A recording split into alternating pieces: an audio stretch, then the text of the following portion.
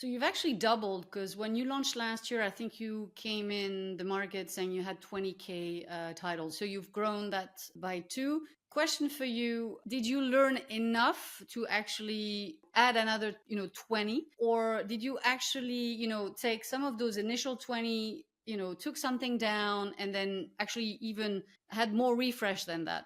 Yeah, so it was a bit of both. We've definitely learned a lot to now move into our kind of second with a much more kind of intentionally curated, I Mm. suppose, content slate for the UK. So we are doubling down in areas that we know work, and we're pulling back maybe in some areas that haven't worked so well. But yeah, so we had that growth has a lot of its growth into areas that we know works for the UK, but also we're still only a year old, so we're not Yeah. going to pretend that we know everything and that we've finished our learning. So there Yeah. are a few other areas and a few other kind of genres that we want to play around with and see if those work in the UK, so that we're kind of experimenting with that we maybe didn't do in the first year. So it's a bit of a mix.